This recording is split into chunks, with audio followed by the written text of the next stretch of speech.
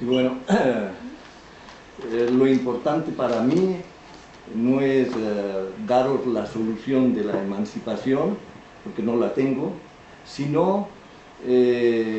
invitaros a reflexionar colectivamente sobre estos 150 años de lucha del movimiento obrero por emanciparse de la explotación y dominación capitalista, porque todos tenéis conciencia de la situación en que se encuentra hoy el movimiento obrero delante de esta ofensiva del capital que está arrebatándonos todas las conquistas que este movimiento obrero había podido conseguir. Pues me parecía que, dado que la CGT va a celebrar un congreso en estos días, pues me parecía más adecuado que habláramos y que reflexionáramos sobre este tema, puesto que este sindicato no es el único, por supuesto, pero digamos que este es uno de los sindicatos que se propone todavía al día de hoy reivindicar frente a lo que es la sociedad capitalista, una sociedad en la que no haya explotación y dominación. Es decir, que mantiene lo que era el ideal, lo que eran los objetivos, lo que era la aspiración de la clase trabajadora hace 150 años. Me remonto a entonces, no es porque no haya habido anteriormente otras luchas, sino porque es en el momento en que con la Primera Internacional el movimiento obrero comienza a tomar una forma organizativa más real, más concreta, y porque es a partir de entonces que esta clase trabajadora se fija como meta, sabéis el lema de la Primera Internacional, era la emancipación de los trabajadores, será la obra de los trabajadores mismos. Es decir que me parece que las luchas actuales tenemos que tratar de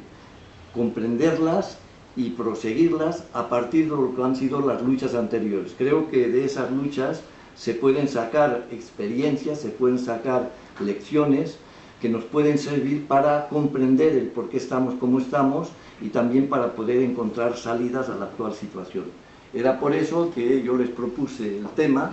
aunque ellos me habían propuesto hablar más bien de los populismos latinoamericanos. Bueno, y yo comprendí que su inquietud era porque estos populismos de izquierda, por supuesto, son presentados hoy y hay mucha gente que cree que son el porvenir del anticapitalismo y efectivamente, como ha habido otras experiencias más ya en el pasado de este tipo de populismos de izquierda, por ejemplo la Revolución Rusa, China, etc., y ya habéis visto en lo que han acabado estas luchas por la emancipación, pero que pasaban a través del poder. Para mí, y voy a ser breve, no voy a hacer un recorrido, por supuesto, podéis estar tranquilos, porque esto nos llevaría mucho tiempo y creo que la mayoría de vosotros, cada uno lo ha hecho por su propia cuenta, y tiene una idea de lo que han sido las luchas durante estos 150 años, luchas del movimiento obrero, muchas muy duras, unas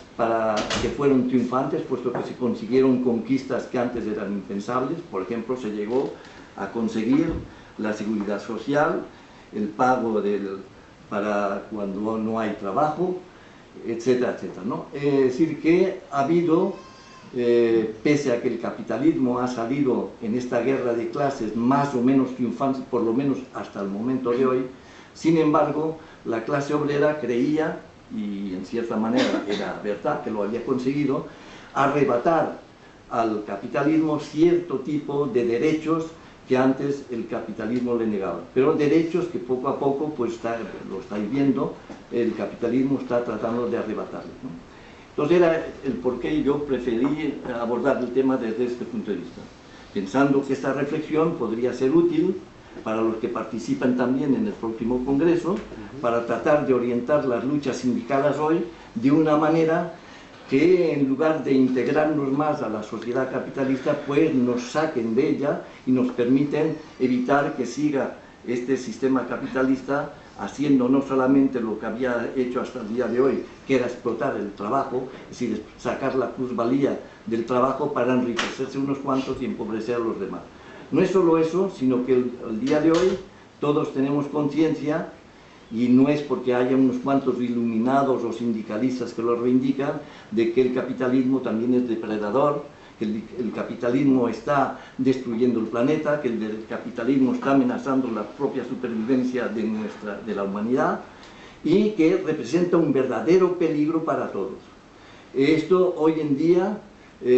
lo sabéis, ya no son unos cuantos que lo dicen, son muchos científicos, en las universidades esto se está estudiando, en todos los medios sociales se habla de ello, inclusive los que mandan, y hasta al Papa también se le ocurre de tanto en tanto decir que también hay que pensar en evitar este tipo de desarrollo y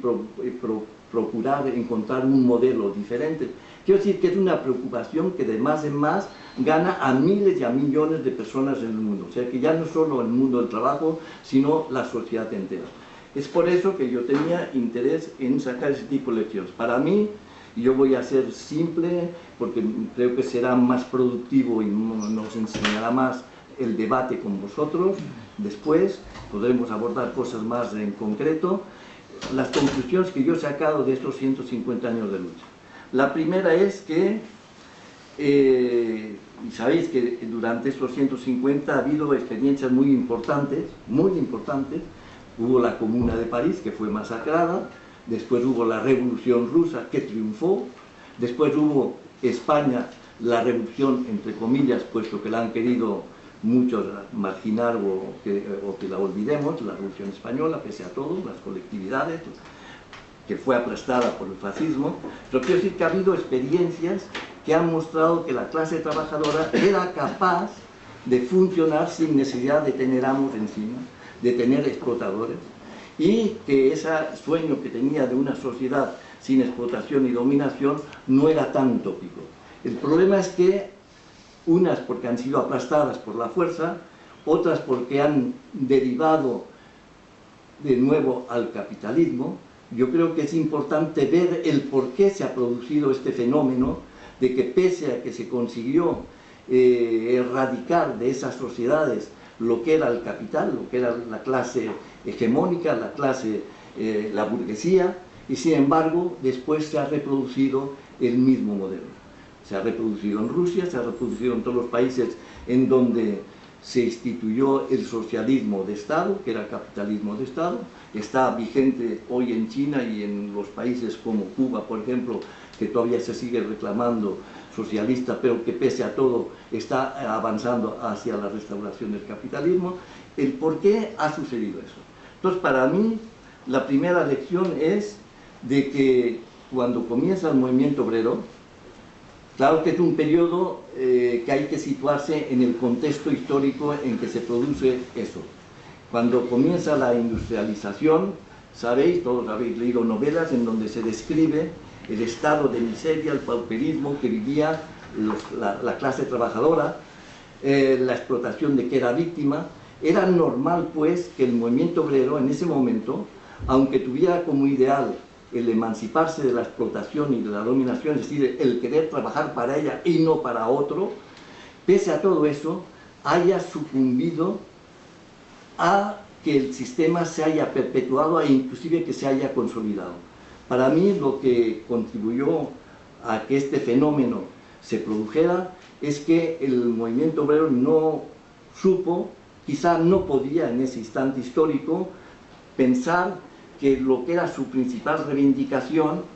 era una reivindicación que facilitaba y que contribuía a que el sistema capitalista se consolidara. Era el hecho de reivindicar el arrancar de la plusvalía que el capitalista le robaba al trabajador, arrancar una parte para poder poseer cosas, las cosas que utilizaba el capitalista con el dinero que le arrancaba al trabajador. Es decir, que las reivindicaciones fueron, y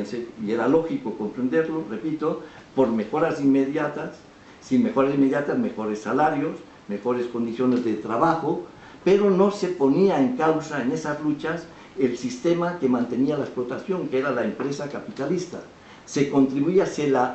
aceptaba la explotación a condición de que esa explotación nos reportara un beneficio materialmente y también en otras condiciones de, por ejemplo, menos horas de trabajo. Sabéis lo que costó conseguir pasar a las 48 horas, por ejemplo,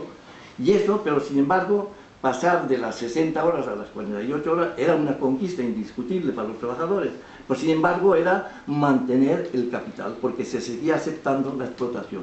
Eso ha seguido hasta el día de hoy,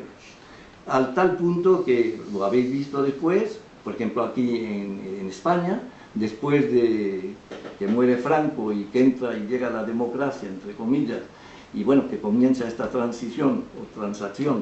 que vosotros la habéis vivido, unos más y otros menos, pero la habéis vivido, o por lo menos estáis viendo los resultados, en que la clase trabajadora, que también había estado muy sometida y que no podía